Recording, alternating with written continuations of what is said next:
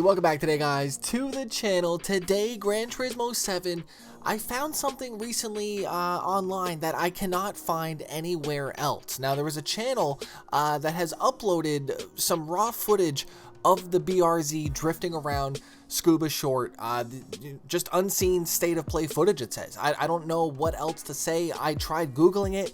I tried looking it up on YouTube. There is not very many people that actually have this footage up. So I figured today we're going to go through this and have a look at the brand new drifting footage. I mean, this is basically, I don't think I've seen anybody else talk about this. There was nothing in the comments saying, you know, where did you get this footage? I tried looking at other channels.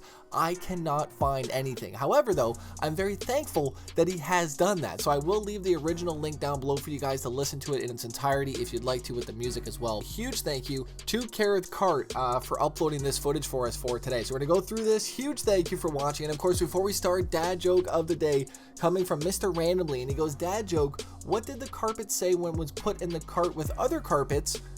Cartpool, right?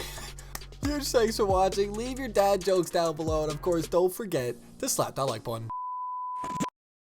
3 minutes and 25 seconds worth of footage here. I think we do about maybe 3-4 laps, and we get a really good visual perspective of, you know, drifting around on GT7. Now, I did see a couple comments saying that this is GT Sport. Quickly was shot down saying that this is actually GT7. You can see it with the tire smoke and everything like that. So I'd love to know down below your opinion. I mean, it looks exactly like GT7. We have the same clip that they used on the state of play. If you guys missed all of that, if you guys missed my videos that I just posted this week, make sure you guys go get caught up on about 20 new things on GT7. I mean, this is going to be a huge year. They're bringing back all of the old features that made this game so good back in the day, and they are doing it well. I cannot wait for this game to drop on March 4th. Now, I did see a lot of people in the comment section saying that this is also coming out on PlayStation 4, so let's not forget that. I mean, if you don't get a PS5, you can still get it on the PS4. All you need to do is just purchase the 25th Anniversary Edition, which will give you both games. So you'll get the PS5, you'll get the PS4 edition as well too, so you can always, you know, upgrade as well. I don't know if it's cross-platform-ish. I mean, right? It is, right? I mean, we can still play with, you know, PS4 users and PS5 users, right? Is that a thing? Let me know in the comment section. Would definitely appreciate that if you guys can help me out. I just kind of thought about that as I was talking about it. But back to the drifting. I mean, this is pretty cool. I mean, this is, you know, just unclipped footage. We don't have the state of play overlay on the top right, so this obviously was not taken from the state of play, but I mean, you can see the transitions. They're very snappy. I like what we're seeing with the smoke. It's very thick. Now, I don't know if they're going to have an option to take on and off the smoke, maybe, you know, have higher densities or lower densities of it, but it looks thick, and I definitely like it. I mean, GT's always been known for the smoke, and I think they definitely know that, and they are just making it look better and better. I like how it kind of just starts beveling out of the car as well too, maybe a little bit more out of the quarters, you know, kind of like a Pro Street feel to it. But the only problem that I have with GT7 currently is the hands in the cockpit view, right? They don't move past those, you know, those kind of the 180-degree motion.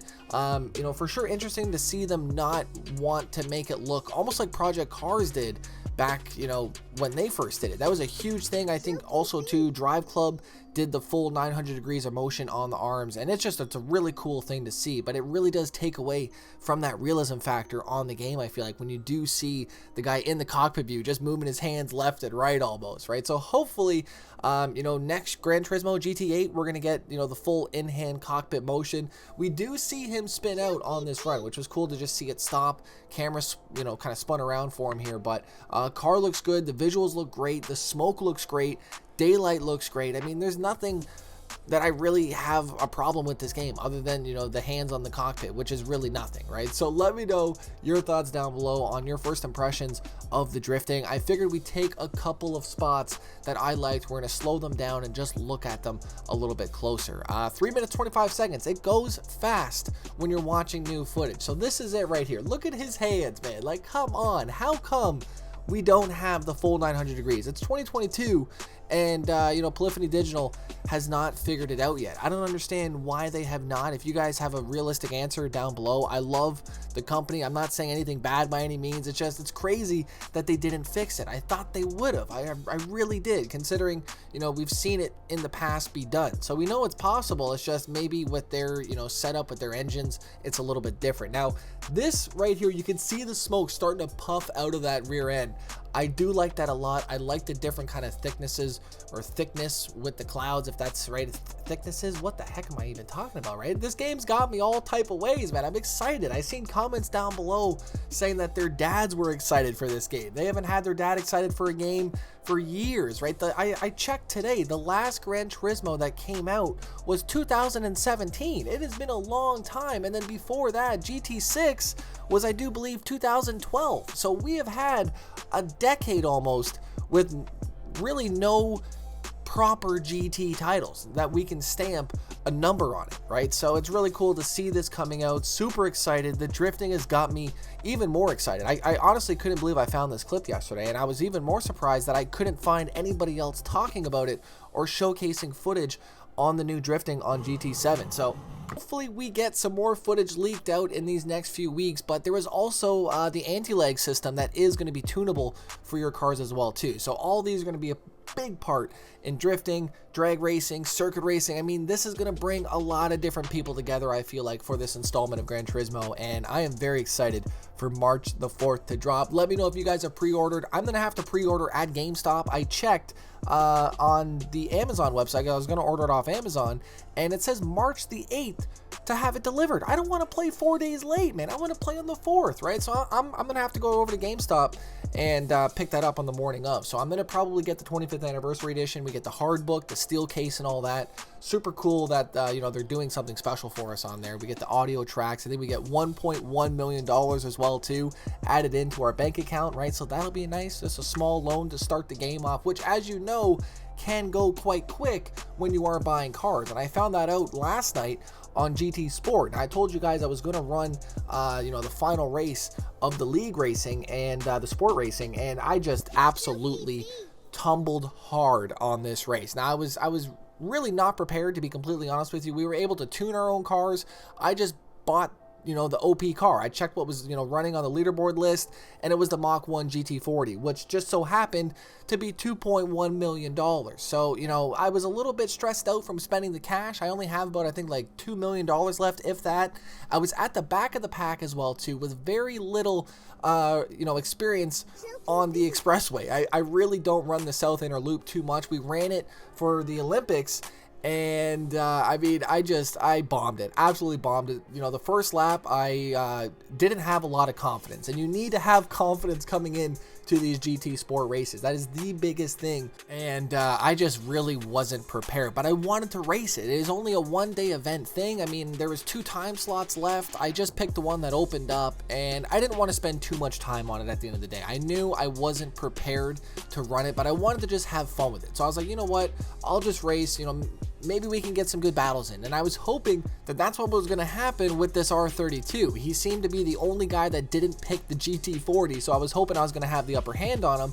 I go for an inside pass. I already hit the mans. I'm out here already bumping cars on the first lap. Was not prepared whatsoever for this, but we go into the first heavy braking section, and I don't do that bad. I actually make it into the corner, hit the apex somewhat. We had someone go into the barricade. I was kind of chuckling myself. I'm like, look at this guy, right? Hitting the walls, overshooting his braking marks, and not right, just kind of having a good time. I'm now in P17. P16's right up there. They have a couple checkpoints up there that they missed, looks like, so they're going to be having a nice fat penalty.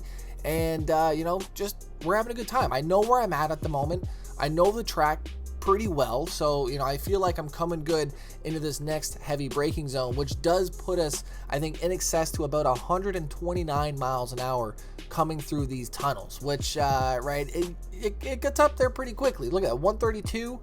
We're now in 4th gear.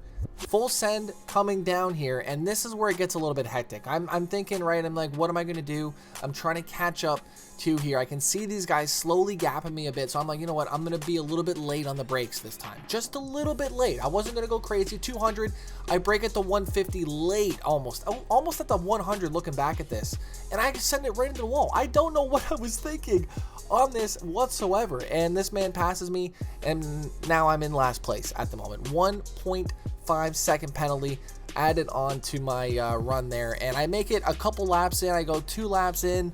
On the 3rd lap, I just had enough. I'm not racing anybody. I'm racing myself out there.